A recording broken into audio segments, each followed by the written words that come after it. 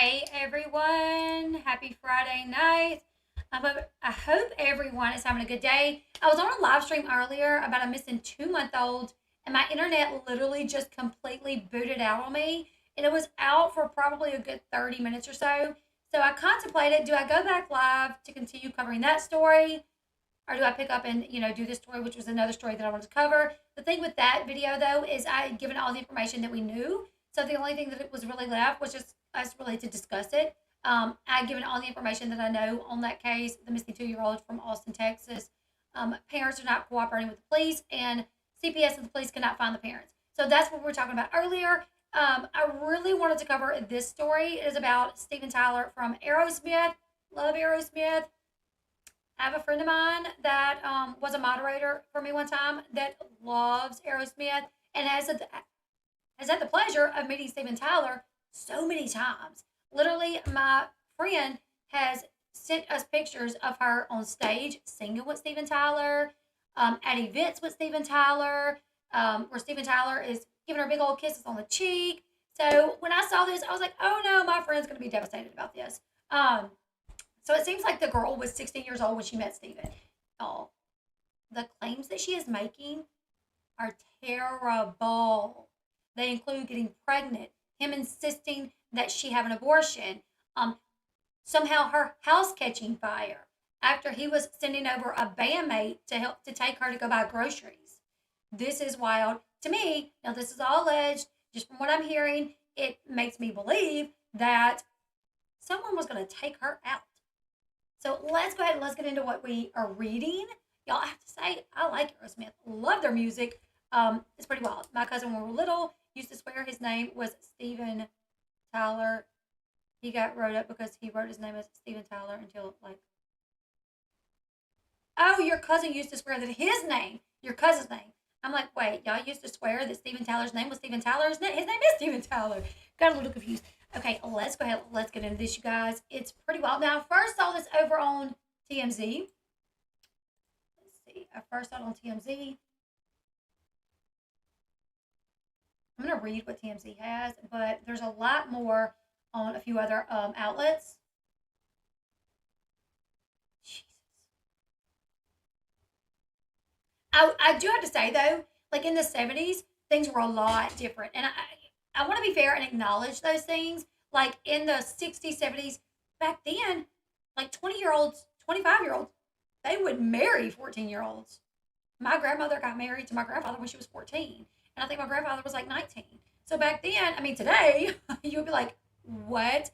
That's disgusting. But back then, that was so common. Now, Steven Tyler was 26, and this girl was 14. Hollyweird is weird and gross. Yeah.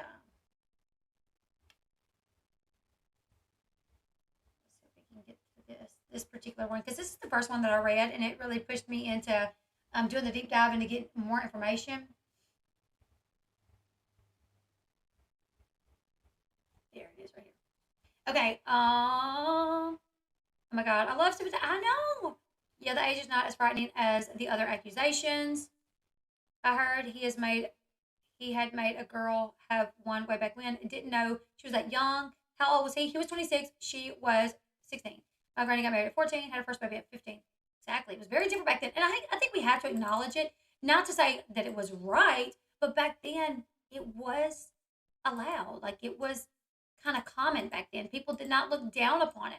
People didn't know, the emotional impact it could have on a 16-year-old to be back then. It wasn't grooming. It wasn't like, oh, he's dating a younger girl, he's grooming her. Back then, it's just kind of what it was, and it was a normal thing. They didn't know the impact it could have on someone's mental health as a 16-year-old dating someone that age. So just want to be conscious of that. Okay, so Aerosmith's Steven Tyler sued for allegedly sexually assaulting a minor and insisting that she have an abortion. Now, I want to say, not only did he insist that she have an abortion, but he first insisted that she get pregnant. They agreed together to start a family because they were going to get married. They were going to get married. He threw her birth control out the window. This is all alleged. This is her story. But they had the conversation. Let's get married. Let's have a baby. And he threw her birth control out the window, right? So I want to make sure I say that. And then later on, he demands that she have an abortion. So let's read what it has to say.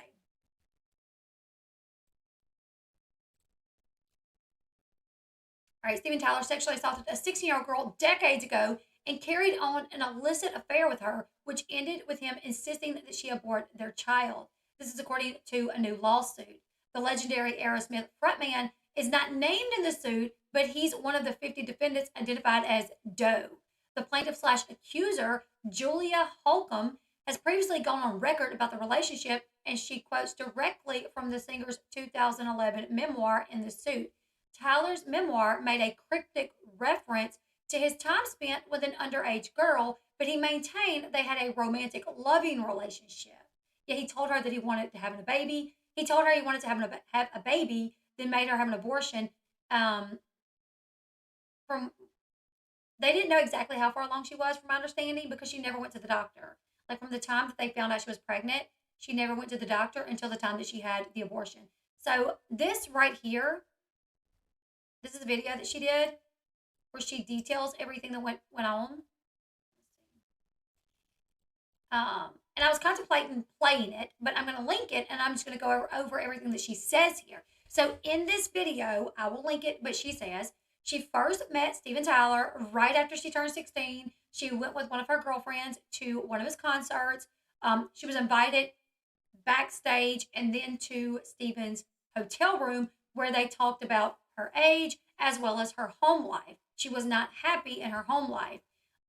They then got involved in a relationship, and he actually convinced her parents to sign guardianship over to him to avoid, first off, so he would be allowed to take her across state lines so she could travel with him, and so to avoid getting prosecuted, right? So she was 16. She was 16 when they first met, according to her. Now she claimed. Now okay. A lot of people might be like, "What? This lady's a liar. She's lying." I'm assuming there's going to be people that's going to come out saying that she's lying. But you guys, Stephen talked about this in his memoir. He acknowledges that he was in a romantic relationship with an underage girl, and he doesn't name her, from my understanding, but he says she was 16. So, well, you can sue. The laws just changed, from my understanding, and she is allowed to sue now, so she's suing. So in this video, she says though, she met him when she was 16, went with a friend to a concert, was invited back to his hotel where they talked about her home life, where she wasn't happy, and where they talked about her age. They began a relationship. He convinced her parents to sign over custody, or making him her legal guardian, so he could travel across state lines with her, and so he could not get in trouble, right? So they began this relationship. She would travel. She talks about drug use and things such as that. And then it came to a point to where he put her in like an apartment. He put her in a home, like a house for them, And they were dating. She was his girlfriend. She was 16. He was 26. And he would, there was a time that she traveled with him, but then it got to the point where she was staying at their house, but he was gone a lot. She said they discussed having a baby. They discussed getting married, and they both agreed that's what they wanted, that they wanted that family, children, marriage, blah, blah, blah, blah, blah. He threw her birth control out the window. She had been on birth control for a little bit. She said a year later, she came up pregnant. At that point, he decided he wanted them to get married. So she said she was excited about it. She thought they had something special. Her being, now I guess she's 17. She thought she loved him. She liked the idea of feeling like there was stability, financial stability, and all of that. So, anyways, they decide that they're going to go to Steven Tyler's grandmother's house to, I guess, get like some sort of blessing on the marriage. And also, Steven wanted to get his grandmother's engagement ring and give it to his girlfriend as her engagement ring. So he goes to grandma's house. tells grandma that he wants to marry her and that he wants to get her engagement ring to give to his fiance, right? Grandmother is not for this. She's not consenting to this, and she doesn't want to give the ring over because she's like, well, what happens if y'all get a divorce? Then this ring will no longer be in the family. So I don't want to give you my ring, and I don't agree to the marriage. So she says, this lady says, Julia says, on the way home, they get into this big argument because I guess he thought for sure that his grandmother would approve, and knowing that she doesn't, now they're in this big argument, and here she is pregnant, months pregnant, but she don't know how far along she is because she's never been to the doctor. He's not had her go to the doctor. So when they get back to the apartment or to the house or wherever they were living, he drops her off. He goes back out on tour. She says she sits at home for about 2 weeks, him calling every evening, checking on her and on her, whatever. About 2 weeks after he left, though, she said groceries, were getting thin, and she needed to go to town to get groceries, but she didn't have any money, and she didn't have a way. So, she calls Stephen, and she's like, I need to go buy groceries. I need to go into town. And he said, okay, I will send Jeff tomorrow to take you to town to buy groceries. Jeff was one of the band members. She said she was super excited to finally be able to, go into town and go grocery shopping. She said she had been at home for 2 weeks with nobody or nothing, no human interaction or anything like that. So she was just excited to get out. So she said the next day she sat by the window like all day waiting for Jeff to arrive. Finally, she sees Jeff pull up. She opens the door, and she doesn't remember anything after welcoming Jeff into the home. The next thing she remembers is that she wakes up on the floor and the house is set ablaze.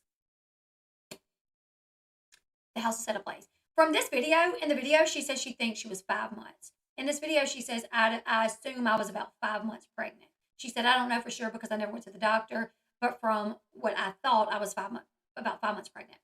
Okay, so she wakes up and the house is set ablaze, you guys. Her last memory is opening the door to welcome Ray inside, and she thought she was going to buy groceries. So she comes to, she's on the floor, the house is on fire. She said she had watched this like infomercial on TV before that, where it said like if you're ever in a burning building, stay low to the ground because smoke and heat rises. So that's what she did. She said she made her way to the front door, crawling, gets to the front door, and there's 3 locks on the front door, all locked. Now, she didn't say specifically if there were always 3 locks on the door or if there were 3 locks on the door that had never been on the door before. She doesn't go into that on this video, but it definitely made me think, by the way that she stated it, is that somebody had put locks on the door, you know what I'm saying, and then purposely locked them.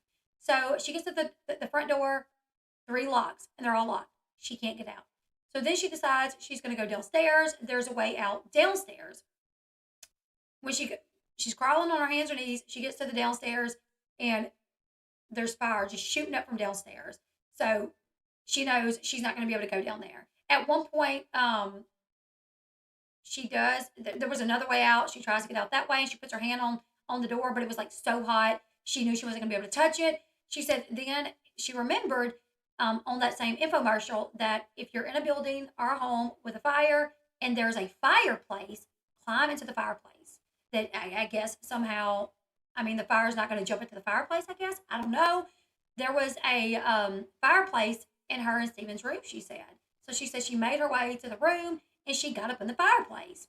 And she said she remembers at one moment feeling like I'm about to pass out, like being lightheaded. She had inhaled a lot of smoke. She knew she was about to pass out. So she passes out. That's where the firefighters found her. The firefighters found her in the fireplace in the bedroom of this burning home. They took her to the hospital. She said when she came to, she was in the hospital. Stephen was by her side. The doctor tells her, I really didn't think that you were going to make it because when we checked your oxygen level, when you got here, it was super low. The doctor had told her parents, if she does make it, she's going to be a vegetable. She's going to have brain damage. But she didn't. No brain damage. And she survived. After that, the doctor walks out and Stephen tells her the baby has suffered, with a lot of, smoke and the baby has inhaled a lot of smoke. Even though the baby's in her belly, right? But because she took in a lot of smoke, inhalation. Because she took in a lot of smoke, the baby has as well, and the baby is not doing good, and the baby's probably not going to make it. So she needs to go ahead and have an abortion. That's what Stephen tells her the doctor said. So she said she did not want to.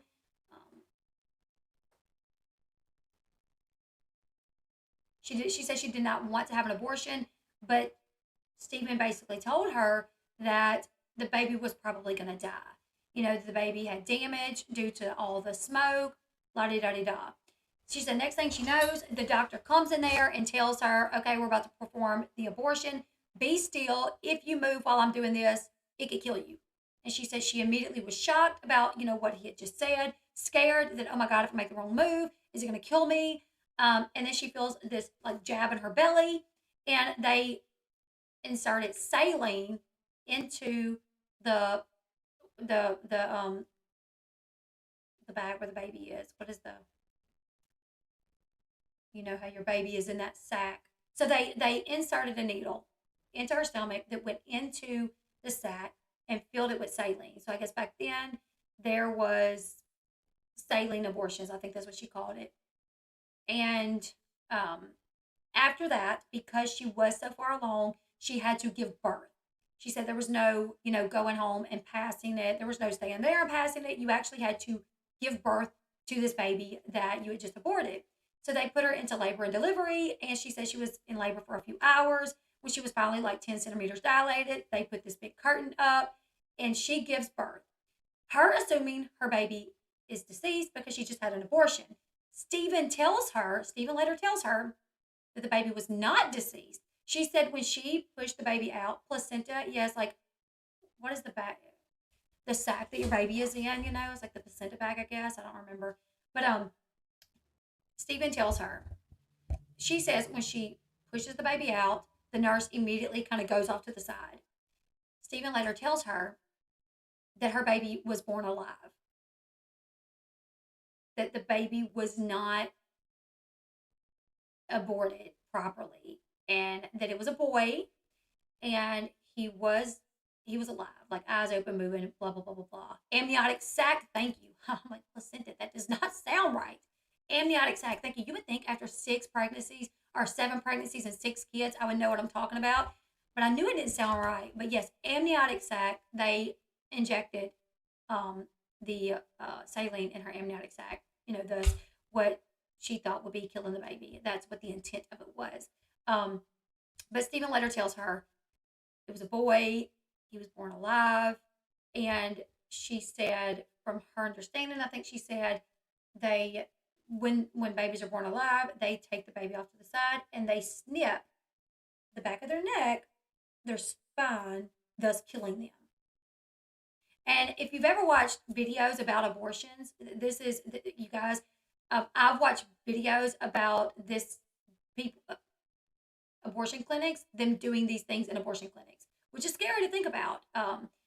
There's been abortionists that have gotten caught, the babies being born alive, and then them snipping the back of their neck or injecting them with something that stops their heart, taking measures to kill the baby after the baby was born alive because it was a botched abortion. This has happened. There's been abortionists that have been arrested due to this. Yes, that is one of the ways in the abortion clinics that if for some reason the baby does not die through the abortion, once the baby is born and it is alive, the nurse or the abortionist will clip the back of the neck right where the spine is and clip the spine, and it will kill the baby. So she says that is what happened to her baby. Stephen told her the baby was born alive, and so she is devastated over this. She doesn't even know what's happening. She said she noted also in the midst of all of this, Stephen is doing cocaine off the table beside her and even offers her cocaine. Now, this is all alleged. I want to be sure that I say this, but he snorted cocaine on the little table beside her while all of this was happening, and then says, "Do you want some?" She says she just remembers just turning her head away and just being overcome with sadness about what was happening. You know. So, according to legal documents obtained by Rolling Stone, Julia Holcomb first met Tyler just after her 16th birthday in 1973 at an Aerosmith concert in Portland, Oregon. Tyler, who was then around 25, allegedly brought Holcomb back to his hotel where they chatted about her age and troubled life. I went over this, but I'm reading it from here now. So, um, she says Tyler then performed various acts of criminal sexual conduct upon her. She claims he continued to have sex with me after he illegally was flying me across state lines as a minor. That's a possible federal crime under the Mann Act. So the fact that he was flying her across state lines before he got guardianship over her, that is against the law. The documents also state that Tyler tried to coax Holcomb's mom into turning over guardianship of her daughter so he could fully provide for her. This one says Tyler did not follow through with those plans, but I've read two other articles saying that the parents did sign guardianship over to him. So that's a conflicting report. Hopefully we can figure out what it really says, because TMZ is saying that Tyler tried to coax her parents into turning over guardianship of her to him so he could fly her all over the place, not get in trouble, and fully provide for her. But Tyler did not follow through with his plans and instead continued to travel with, assault, and provide alcohol and drugs to her. Like I said, two other reports say that they did do it. So, well, I guess we'll have to wait and figure out what the truth is about that. Either way, the fact that he did it or tried to do it, if this is true, if he really went to her parents and said, "Can you just sign me over guardianship of my 16-year-old girlfriend? That way, I will not get in trouble for flying her across state lines and having sex with her." Like, by 1975, Holcomb said she was 17 and pregnant with Tyler's son. Tyler allegedly ordered her to get an abortion after an apartment fire, insisting the unborn baby was suffering of a lack of oxygen. Now, get this, right? She has the abortion because Stephen tells her the baby was going to die anyways due to lack of oxygen. Get this. She later spoke to the doctor, and the doctor told her that was not true, that the baby was fine. So that is an allegation that was dismissed by the medical professional. So she later finds out that her baby was fine. Like, what? Holcomb says she was torn about terminating the pregnancy, but ultimately went through with it after Tyler threatened to cut her off. After that, she reportedly left Tyler and went back home to Portland to pick up the pieces.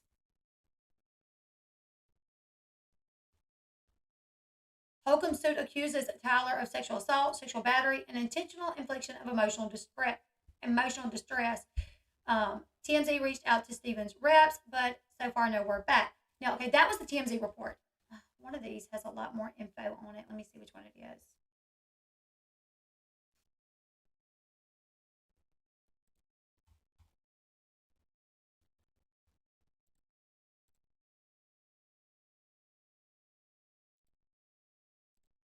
I think it's this one.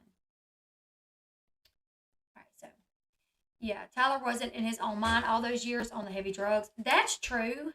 That's what people need to understand is when you partake in drugs like that, you're going to make decisions that you normally wouldn't make. All right, now this is the Rolling Stones article that has some more info on it. A woman who claimed to have had an illicit relationship with Steven Tyler in the 70s when she was a minor has filed a lawsuit against the Aerosmith singer, accusing him of SB, intentional infliction of emotional distress. The lawsuit was filed following California's legislation to temporarily waive statute of limitations for CSAA. So the statute of limitations was just waived in California. So someone said, well, oh, it's too late. She can't do anything. This is the reason why she can do something, is because the California legislation just temporarily waived the statute of limitation for childhood sexual abuse allegations. So she can do this. So the suit filed in Los Angeles and obtained by the Rolling Stones. The plaintiff, Julia Holcomb, alleges that Tyler convinced Holcomb's mother. See, this one says, the plaintiff, Julia Holcomb, alleges that Tyler convinced her mother to grant him guardianship over her when she was 16 years old, which consequently allowed her to live with him and engage in a sexual relationship. See, that's a part of me is like you really can't use the excuse that you were drunk or on drugs because as an adult, you know those are the consequences of doing drugs and drinking alcohol is that you may do something you normally wouldn't do. So anytime as an adult you partake in something, drugs, alcohol, you have to know like what comes with it. But he lived that life, rock and roll, sex, party, drugs, and alcohol, like sex, drugs, women. That was that rock and roll lifestyle, and she talks about how he definitely lived it. Yes, thank you. I went down this rabbit hole a few years ago after reading his book. Hence why I stopped listening to all Aerosmith songs in 2016, 2017. Exactly. So he even acknowledges this in his book. So it's going to be hard. Anyone saying, oh, she's lying. She's just after money. It didn't happen. He acknowledges it.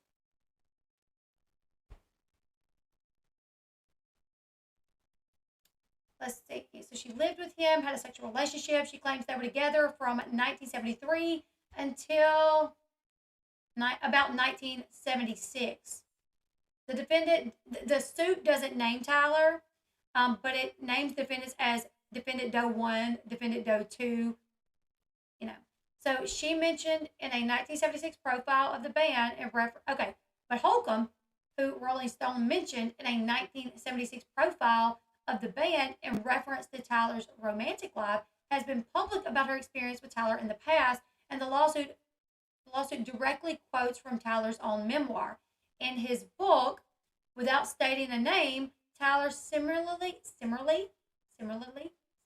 Tyler says he almost took a teen bride and that her parents fell in love with me, signed a paper over for me to have custody so I would not get arrested if I took her out of the state. I took her on tour with me. This is all in his book. So in his book, quotes are, I almost took a teen bride. Her parents fell in love with me, signed a paper over for me to have custody so I wouldn't get arrested if I took her out of the state. I took her on tour with me.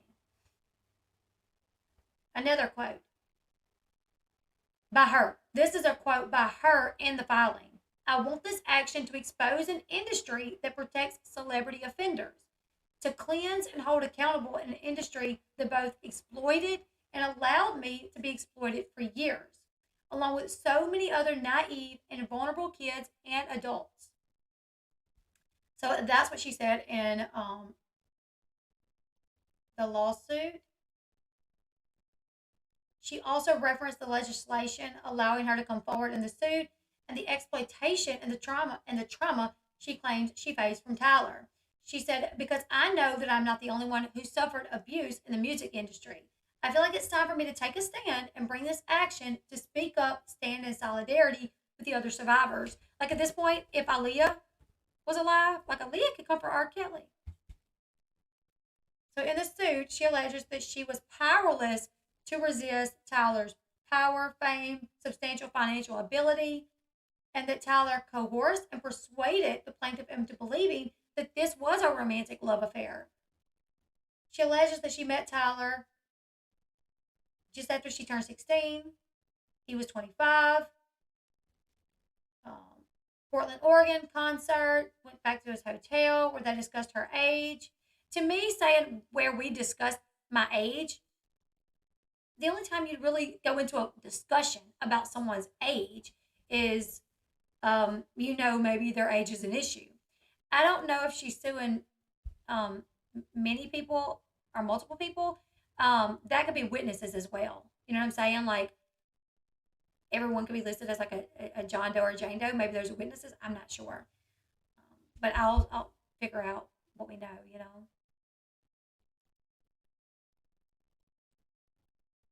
I agree, yes, responsibility for what someone said. He admitted this, so he took responsibility. All those groups back then were like this. She's the 70s and 80s young girls.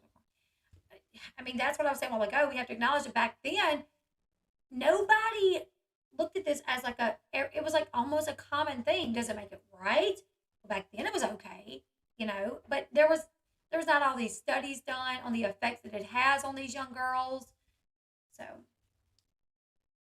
why is this coming up now? It's really old information. So she says the reason she's doing this now is due to California legislation just waiving the statute of limitations. So before it had surpassed, the statute of limitations. Like you had so many years to report this.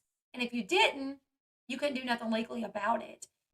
But because that was just waived, those statutes of limitations saying you only have 7 years to report it, those were just waived. Now she can come forward. But she's talked about it before. Okay, let me show you guys this.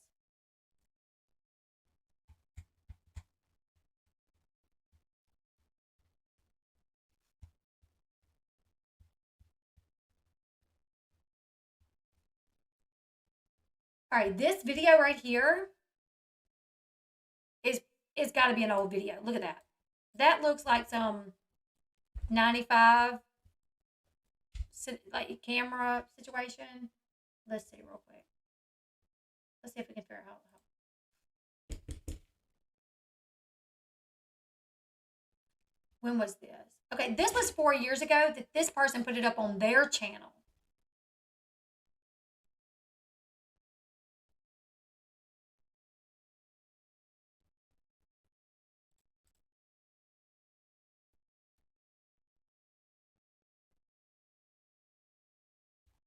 Okay, so this was uploaded on this channel, Silent No More Campaign, 4 years. But no, okay. The interview was done in 2018. So this lady gave this interview in 2018. So yeah, that's 4 years ago. It looks like it's older than that, though. I mean,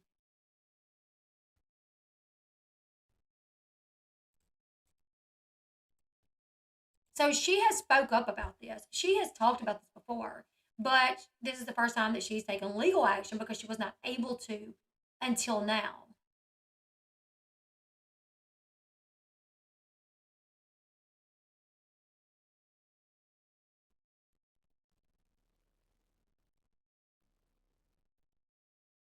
Hey, Alyssa.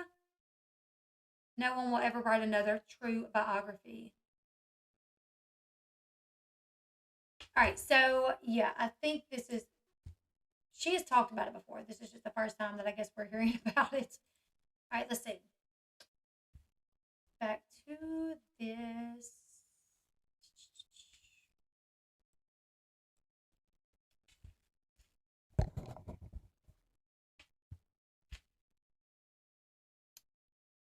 After he allegedly asked why she was out all night by herself, Tyler and Holcomb talked about her troubles at home. He then performed various acts of criminal sexual conduct upon her before sending her home in a taxi the next morning. Tyler also allegedly bought Holcomb her own plane ticket to his next Aerosmith show in Seattle, since she was a minor and could not legally travel with him across state lines, the suit says. After the Seattle show, Tyler allegedly performed more sexual acts on her, and Holcomb flew back home to Portland the next morning. By 1974, the suit alleges that Tyler convinced Holcomb's mother to allow him to become her guardian, which would allow him to more easily travel with her without criminal prosecution. So, a timeline that matches Tyler's own comments. So, what she's saying here in this suit, there's a timeline. Her timeline matches a timeline in Tyler's own comments from his 2011 memoir. Tyler allegedly told Holcomb's mother he would provide better support than she was getting at home, promised to enroll her in school and give her medical care. Tyler did not meaningfully follow through on these promises and instead continued to travel with, assault, provide alcohol and drugs to the plaintiff, the suit claims. Holcomb, I'm just going to call her Julia. Julia further alleges that she became pregnant with Tyler's son in 1975 when she was 17 years old, but got an abortion after Tyler insisted that she terminate the pregnancy following an apartment fire. In making the argument, Stevens cited smoke inhalation and lack of oxygen to the baby, though the suit claims a medical professional told her the unborn baby was not harmed by the fire. Oh, thank you so much, Grace Green. Thank you. I really appreciate that. True crime, you guys, true crime videos, I've come to realize most of them are all limited ads. So I appreciate, Steph, you also sent me you also sent me a donation earlier. Thank you so much. I really do appreciate that. So thank you, Grace Green. So according to the lawsuit, Julia was hesitant about going through with the abortion, but Tyler had threatened to stop supporting her if she did not proceed with the abortion. After the abortion, she allegedly left Tyler, went back home to Portland to change her life.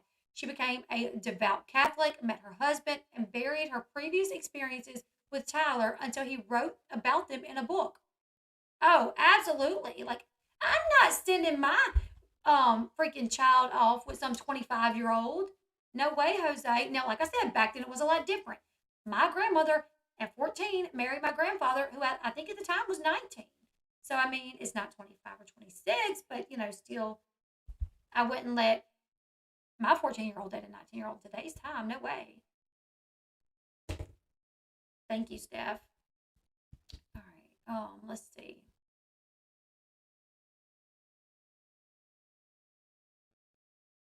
So, Julia says in the suit that her life was further disrupted with the publication of Tyler's memoir, which, without Julia's consent, referenced his time with the underage girl and subjected her to involuntary infamy, while framing the alleged abuse as a romantic, loving relationship. Tyler has also spoken of a relationship with an underage girl, both in his memoir and in Aerosmith's autobiography. The Aerosmith autobiography, published in 1997, references the relationship, the apartment fire, and abortion, but Tyler references the girl as Diana and says she was 14 at the time that they met. In his memoir, he says she was 16. However, in his memoir, okay, so in the autobiography, he says she was 14. But then in his memoir, he says she was 16. He writes about the fire, but not the abortion. In the suit, Julia also mentions that the memoir, in the suit, Julia says she's mentioned in the memoir's acknowledgments which further removed her anonymity. The book's acknowledgments include Julia Holcomb, Julia Holcomb, which could be a misspelling of her name. So I kind of stumbled over that last part, so I'm going to go over it again just for clarification. I'm sorry, guys. Okay, so Julia says in the suit that her life was further disrupted with the publication of Tyler's memoir, which was without Julia's consent, and it referenced his time with an underage girl, and it subjected her to involuntary infamy while framing the alleged abuse as a romantic, loving relationship. Tyler has also spoken about the relationship with an underage girl, both in his own memoir and in the autobiography. In the autobiography, which was published in 1997, he references the relationship, the apartment fire, and the abortion. But he references the relationship as with a girl named Diana. It says that she was 14 at the time that they met. In his memoir, however, he says that she was 16. He writes about the fire, but not the abortion. In the suit, Julia says that she's mentioned in the memoir's acknowledgments, which further removed her anonymity. Now, the book's acknowledgments include Julia Holcomb, not Holcomb, which could just be a misspelling of her name. So she's not sure if they just got her name wrong, if it was an accidental misspelling, but she is in the book's acknowledgments, which is kind of weird. I don't know. Let's see. This is what it says. This is what it says. She was 16, but she knew how to nasty, and there wasn't a hair on it. She was 16, but she knew how to nasty, and there wasn't a hair on it. So that's what Tyler wrote in his memoir before saying he became the girl's guardian to avoid getting arrested if he took her out of state, before detailing their sexual endeavors a few pages later. With my bad self being 26 and she barely old enough to drive and sexy as hell, I just fell madly in love with her. She was a cute, skinny little tomboy dressed up as a little Bo Peep, with my heart's desire, my partner in crime of passion.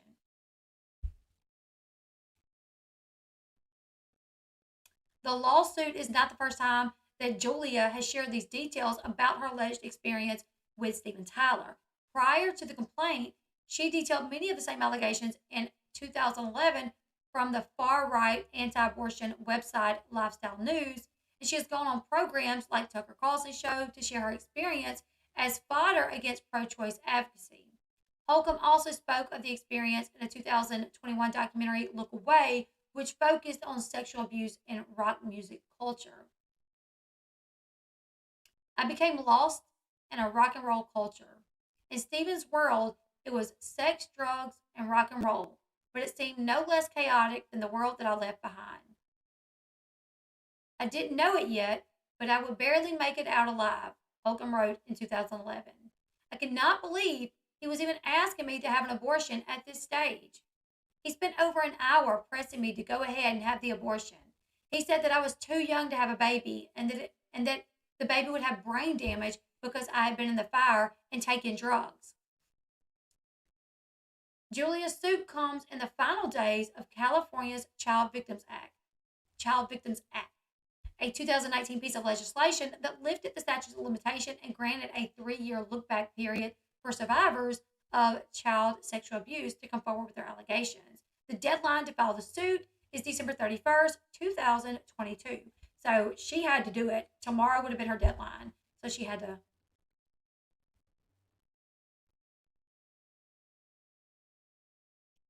Isn't this wild? I have a huge collection of rock dogs. I know a lot of the stories that cross-reference different rocker situations from debauchery. I never heard the deals like this fire. Isn't this wild? I mean, we all have to take into account. I mean, he acknowledged this. So it's not like somebody in here a while ago said, she's lying. And it's like, well, he's acknowledging this. So you really can't say that. I mean, in his autobiography, he says, when I met her, she was 14. And with this house fire, that's just my personal opinion, I feel like he sent Ray there to take care of business. Because the last time she had seen Stephen, they had gotten to this disagreement, this argument, about getting married.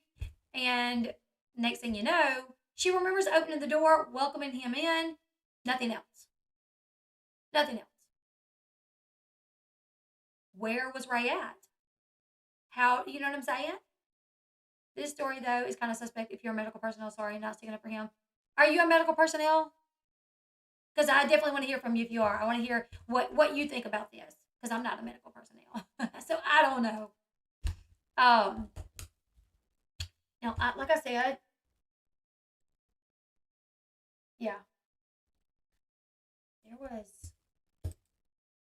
And I don't want to turn this into anything political, but I will say that I was watching some videos a while back.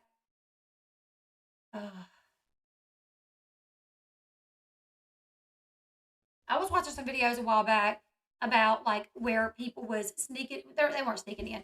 They were going into these abortion clinics and acting like they needed an abortion and kind of finding out information. And like one of the abortion clinics, actually not one, but there's been several, from my understanding, that they've gotten in trouble because the babies have been born alive and they do things, they allegedly kill the babies afterwards. So it's terrible. Sad to hear this. Wish I kept my Twitter convo I had with him about this topic back in 2010. He was very frank about it. Oh, I would love to see what he had to say about it.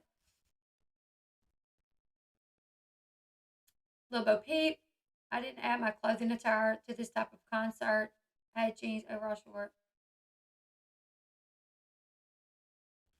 I had jean, overall shorts, white, kids, white, hair on my hair. I look like I did not belong there. Huh?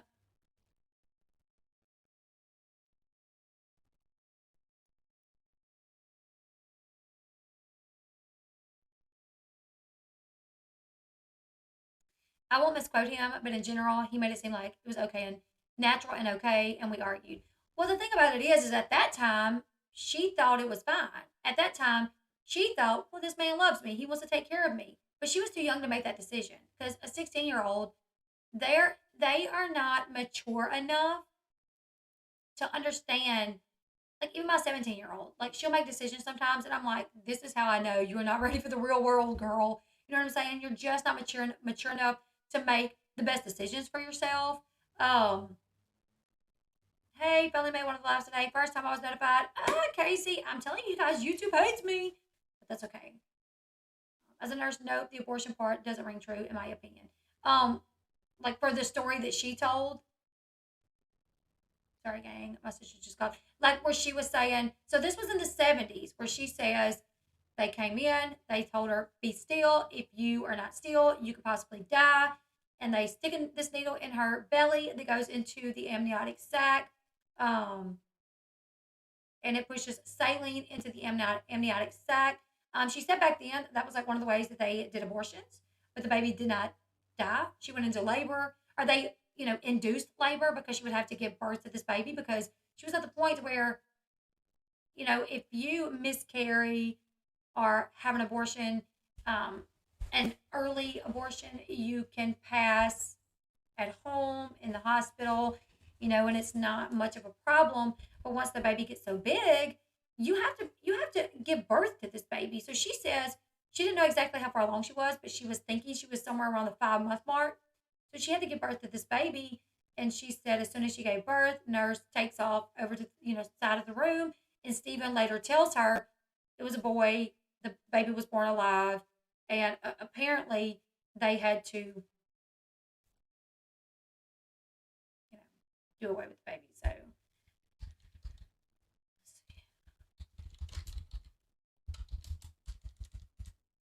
I've heard about that happening before.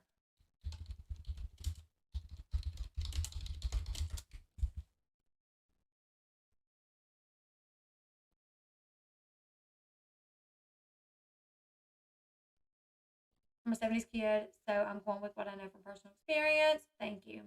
70s rockers were about sex and drugs and rock and roll, not about being an adult. That is true. That is, yeah, I'm an RN. I worked in an abortion clinic 1983 to 85. It is how they did late term abortions. So that's how they, Shelly, that's how they did late term abortions. They did the saline abortions, and then they made you go into labor for late term. To me, it would make sense to me. Obviously you got to be in a hospital, have the baby.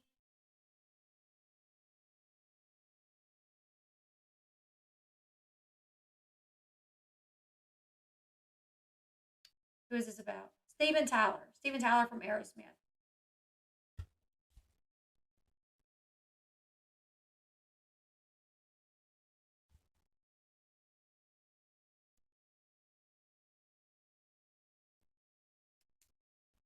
Yes, it would burn the baby.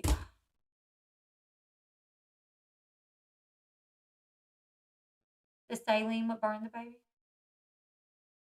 My son is 22, pays our bills, but still isn't ready for the real world. He couldn't do it without my help. My niece got married at 16 and had to learn how to be in the real world. Yeah, that's the thing with my daughter. I mean, at 17, and my daughter's smart, got all these scholarships, but she'll do and say things sometimes where I'm like, no adult would do or say that. What year did this happen? This was in the 70s. Shelly, yes, but her story is not ringing true at all. Why would Stephen tell her what happened? Why would medical team perform without consent if the baby was fine? No. From what she is saying, and she said too, she said Stephen literally right beside her was doing cocaine, offered her cocaine. And the way, from my understanding, is Stephen was like, we want to have an abortion to the doctor. And the doctor didn't question it. Maybe he told, because she says, I came to in the hospital and they told me that they thought I was going to die, that my oxygen was so low that I was going to die, that if I didn't die, I would be like a vegetable. And so maybe, I don't know, Stephen made that decision, like, well, let's just go ahead and have an abortion. If she's going to die, the baby's going to, I don't know. Either way, when she woke up, Stephen told her, you got to have an abortion. You inhaled too much smoke. It's affected the baby. The baby's not going to make it. So when she got in there, when the doctor come in there, like he was like setting up for the abortion, it was like, be still, you know. The year isn't like it doesn't matter. He was still an adult, has to be held accountable. Yeah. Already subscribed. Thank you, Lady Jewel. Thank you.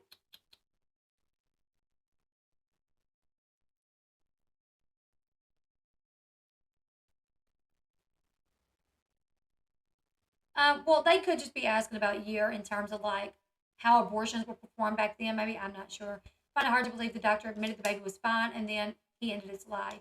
Makes no sense for himself to get sued or into trouble. The doctor may have not known what Stephen told her. You know, she could have asked the doctor later on, like, so my baby was going to die due to, and he was like, no, the baby was fine. I don't know. This is just her story. We don't know all the little bits of details of how it all came about. Um,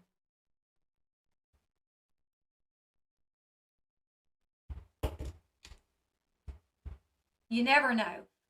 So I watched this video. There was a short video, and like I said, I'll link it so you guys can watch it as well. And I've just been kind of reading articles, but from what my understanding of it was they didn't think she was going to make it when she was brought into the hospital. Her oxygen level was super low, like low where you're probably not going to make it. They even told her parents and Stephen that if she makes it, she's going to be a vegetable. Maybe at that time, Stephen, and I don't know, was like, well, she's pregnant. If she's not going to make it, let's go ahead and have an abortion. I don't know. But she says when she woke up, it was like right after that. But the doctor may not have known what Stephen told her. Stephen told her, well, the baby's going to die anyways. Um, the doctor may not have known that. The doctor may not have known what Stephen said. And maybe if, later on she said something, he was like, no, your baby was fine. Like, I don't know. I don't know how it all came out from what she was saying happened. But according to these court documents, according to the lawsuit, she says she was later told her baby was fine and her baby would have survived. So I know Aerosmith loves his one daughter a lot. So again, I have to re-see the whole video, but underage or assault is just plain sick to let anyone get away with it. Yeah, but he did not acknowledge the abortion, etc. This is what I'm saying. I don't see a doctor admitting wrongdoing unless he didn't know that that's what you know what I'm saying. Because back then you could choose abortion. You didn't have to have a reason. You could come in and say, I want an abortion, you know? And you didn't have to say, well, my baby's not in good health, so I don't know if the baby's gonna make it, so I need an abortion. So it could have just been like, we want an abortion, she's not doing well, we don't know if she's gonna make it, I'm the dad, want an abortion. All right, well, let's get the process started. Yeah, I don't know. Watch it on like 1.5 speed. I mean, well, I talk really fast. So I don't know if anybody can do that. Yes. He's acknowledged the abortion. He's acknowledged the relationship. He even acknowledged her in the acknowledgments of the book.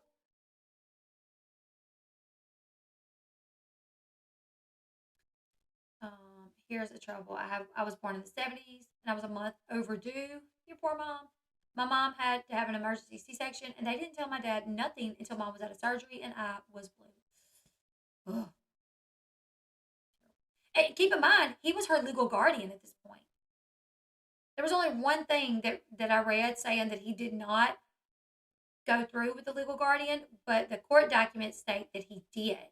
So if he was her legal guardian, could he have made I don't know, could he have made the decision for an abortion? I'm not sure.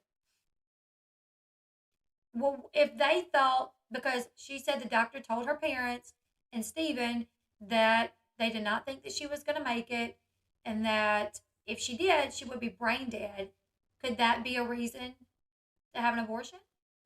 I'm just starting to put this shit hurts, but I can't say that he didn't try to. It's definitely sad. Definitely sad to think about everything that, you know.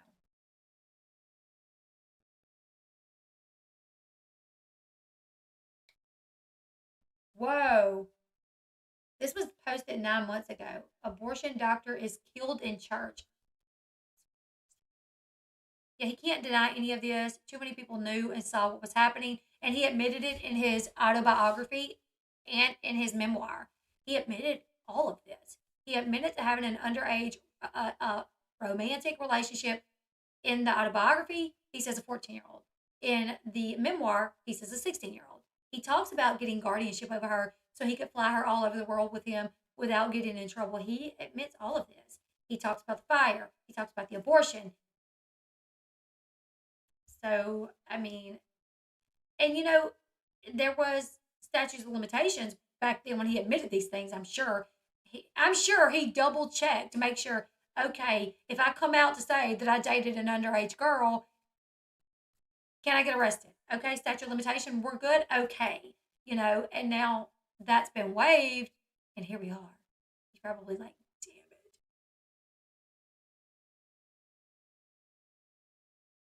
That'll never be my decision for someone else. But if the baby was fine, it was a lie to get her to have an abortion. He's a sick man. Yeah, I wonder if he doesn't remember everything because he was on drugs, but I don't think the doctor would admit failure. Definitely could be. I mean, she said that he was literally snorting cocaine right there in the room. I usually can't interact online due to country living. I know that, right? Wi-Fi don't work. I know. Does not be able to talk to anyone. My sister, where my sister lives, there is like hardly any internet. It's terrible. Not her doing drugs. Maybe that would be the reason baby would have brain damage. All states need to have no limit on. I agree. I agree. Because here's the thing: when children are abused, a lot of times they're too scared to even tell their parents, let alone go to the authorities. Children, 99% of the time, a child is not going to tell. That's my statistics. I don't really know what the numbers are on that, but I feel like a lot of times, over half the time, a child's not going to tell. If they do tell, they're going to tell their parents. And then it's up to their parent to decide, are we going to go to the police with this? What if the parent decides, I'm not going to the police? I don't need the attention on us. I don't need to go through a trial. I don't want to subject my family to the ridicule and the gossip that it's going to bring on. So we're not going to say anything. You know, well, what if the kid is 7, 8 years old? Well, by the time the kid gets 18, old enough to go report it themselves, or maybe to even have the will to go report it themselves, statute of limitation, and they can't. So I think they should lift statute of limitation, waive it as well. That way, any child that was abused at all, sexually, physically, at all, during their childhood, they can report it at any point in time.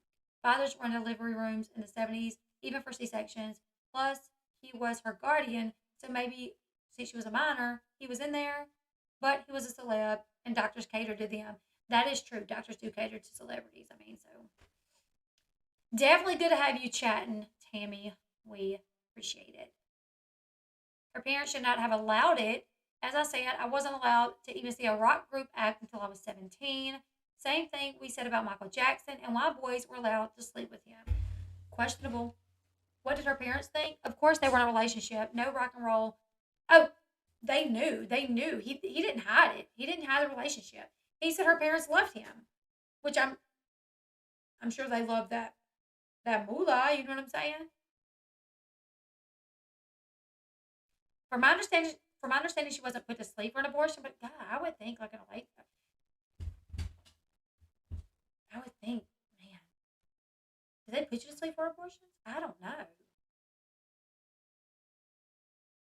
I mean, I had to have a DNC done when I miscarried, and um, I had a miscarriage, and I was given, I think it's called Zydatech, and was sent home to pass everything. And at like 2 o'clock in the morning, it actually got stuck, and I was not able to pass it. And I had to go 8 o'clock that morning. I called the hospital. I called my OBGYN, and I told her, I said, I have literally, since like 2 o'clock this morning, it's been stuck. It can't, and this is TMI, but I've always been very transparent, everything about my life. I'm not seeing that. I just Googled it, and I'm not seeing, um,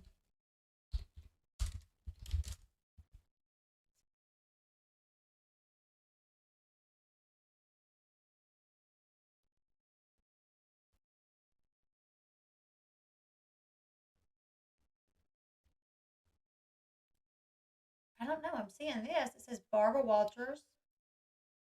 Wait, hold on. This this says she died on July 5th. This is another Barbara Walters. It's got to be.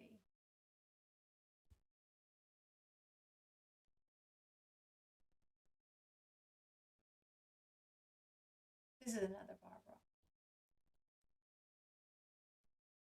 Yeah, that's another Barbara. This is not our Barbara. This is the only Barbara Walters that I'm seeing that's dying.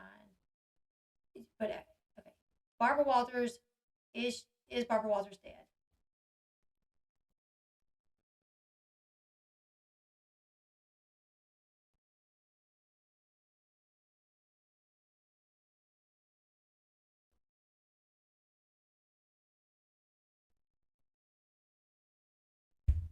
This one says Barbara Walters died of a broken heart on Tuesday, May 24th. But it's a picture of our Barbara. Yeah, you guys, has our Barbara Walters died? I don't know. Either way, I'll double check this in a minute, but I'm not seeing or anything saying that she actually did die. I don't know. You know, they do that sometimes. Usually, if you Google it and they really did die, it's there. So I'm not seeing anything right now. Can you guys tell me where you are finding anything? But I forgot what I was talking about. This is a terrible situation. I mean, at that age, she probably didn't even understand, exactly what was happening. Really did think that she was in a good relationship, and now it took her some time to realize that wait, I was taken advantage of. You know,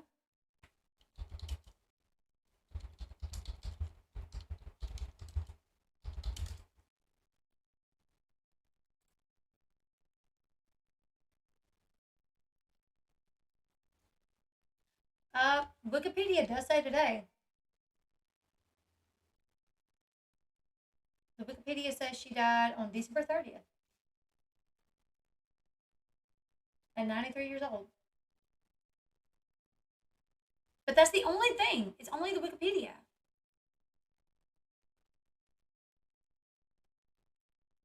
Yeah, her parents didn't care. Money probably was sent monthly. Exactly. It was on ABC News, Facebook. That's probably legit. Then this story is just unsettling. Unsettling, you know.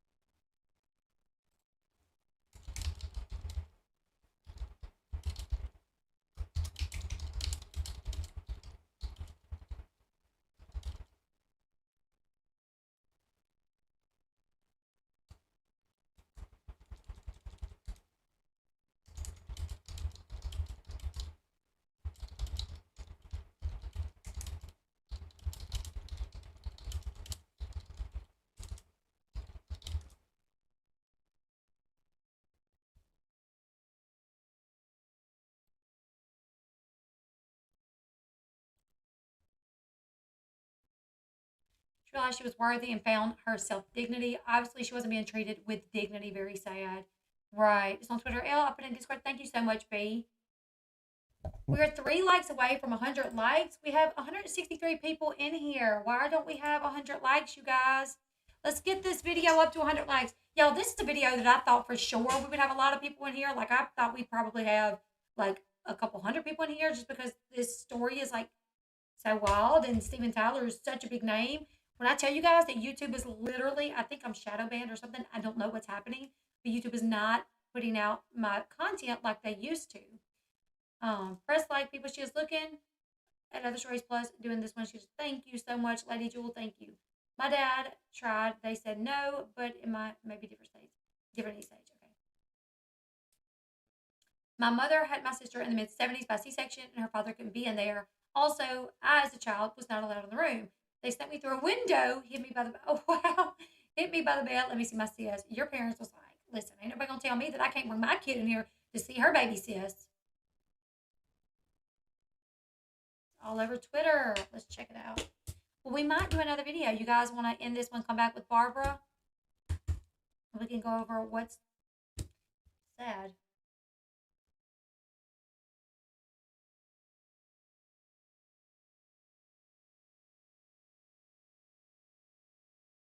It's late for UK people, so maybe buy some less.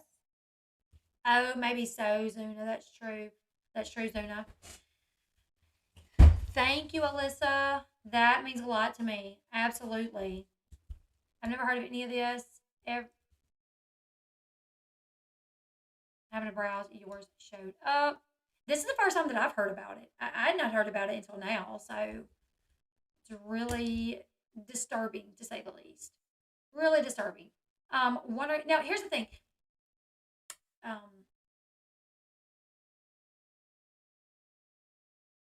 about Britney Spears. Here's the thing. Okay, she's not going after him legally. She's just going after him civilly, I think. I think she's like suing him. So it's not like she's asking for him to be arrested. I think she's just asking for like financial compensation, I think.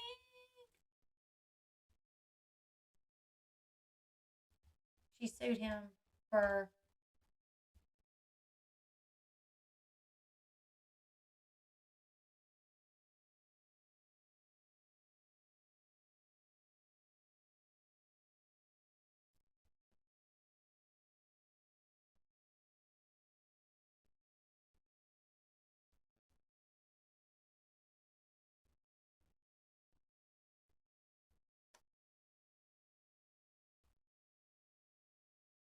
of sexual she okay, Holcomb suit accuses Tyler of sexual assault, sexual battery, and intentional infliction of emotional distress. So from my understanding, I don't think she's even asking for like I don't think it's like it may be. Well, no, because then it would say she pressed charges against him, like she's pressing charges. But it says she's just sued him. The parents should be charged with trafficking. Then she's going after him for money. I think so. But who knows how much this messed her up? You guys, I mean, I'm pretty sure they tried to kill her. I mean, that's what it sounds like to me, allegedly. If all of this is true, I mean, she literally says, she calls Steven, says, we're out of money. Well, I know sometimes people's like, how does money fix it? Well, if she's going to therapy, if she's going to counseling, that you got to pay for counseling and therapy. So I don't know. I also think she can't criminally because of statute of limitations. Well, I think the statute of limitations were waived, so I think she could legally. She wants the truth to be heard. So happy she's making it loud and clear. I do agree. You mean like trading Brittany Grinder? Yet we have 20 Americans locked up abroad, military and all. Okay. Um, right, Lady Jewel. I mean, not that I have anything against her. I just feel like first off, we traded her for like a Russian arms dealer that is like high ranking, um, not terrorist, but almost like literally like a huge, like high ranking, like mafia in the arms dealer. Um, I mean, the actual doctor was good. Yes, I saw that on YouTube a while ago when I was looking up about the abortion clinics. 9 months ago on Law and Order YouTube channel, it says abortion doctor is killed in church. I don't know, which I know back then, like stuff. I know stuff like that's happened before. Yes, guys, make sure you are subscribed to the channel. If you are not yet, please double check that because I would love to have you. We cover a variety of things here. Really been going into true crime lately. I'm going to stay on that path though. A lot of times I'll cover the cases that are not really out there. I try to bring a little bit of spotlight to those cases that not a lot of other people are covering. Now, sometimes there will be like a bigger case that I'm just really interested in, so I will cover that. We also do a little bit of reality tea over here, reality television, trending topics, celebrity news, and then true crime. So it's kind of like a little bit of everything that I enjoy. Hopefully, you enjoy it too. Yes, the statute of limitations was waived in California. So, from my understanding, she can go after him legally as well as like criminally and civilly. So she can file a civil lawsuit against him, which is what she's done, from my understanding. But I think she could press charges. It could have simply derailed her life, and she never amounts to anything. Then it itself deserves compensation. Yeah. I mean, I sue the police. People might look at that and be like, "Oh, you just want money." Well, honestly, honestly, I had to pay a freaking bond. My car got impounded, and emotionally, I had PTSD for my arrest, and that was like a one night incident. She dealt with 3 years being in a relationship with a man that groomed her. that it seems like tried to kill her. I don't even know. Like literally, she calls Steven, says, "I'm out of groceries." He says, I'll send Jeff." Jeff was a bandmate. Why can't Steven go take her grocery shopping? And then she remembers opening the door to Steven, and bam, she's out. Was she chloroformed? Like, what happened? She wakes up and the whole house is on fire. All the doors are locked. I don't know. That's fishy, fishy. That's shady, shady palm trees over here. All right, we're going to end this one. We're going to come back and we're going to talk about Barbara Walters dying. I really want to start covering about Livy Lewis, and I should have been covering that, man. That's right here at my back door. I know her parent. I know her mom. I know her cousins. I should have been on top of the Livy Lewis one. But anyways, you guys, I love y'all. Y'all join me back here in just a minute. We're going to cover Barbara Walters, who was just came out. She died. Barbara Walters is a freaking staple in television, like interviews. She started The View. Was it The View that she started? Interviews, like all the like really good interviews, like back in the day, was like Barbara Walters. So yes, cherry, not a hair on it. Um, Anyways, you guys, I'll be back here in just a minute. So make sure your notification bell is on. If the notifications aren't working, which a lot of times they don't, just you can follow me over on Twitter. I always post there on Twitter. I'll say, "Hey, I'm going live. This is the title," and I will link it so you can actually see it and click on the link. It'll take you right to the video. I do that on Twitter. I do it on my Facebook account, and I do it over on my Instagram. Only on Instagram we can't put the title in there. Also, if you remember, make sure you're in the Discord. What else? Follow me on TikTok, which I'm not as vocal on TikTok as I need to be, but I'm gonna start picking that up soon. But yeah, follow me back here, or follow me on my social media platforms, and come back here in about 5 minutes. I love you guys. I'll see you then. Oh, on your way out, give this video a thumbs up, please. Goodbye, everyone.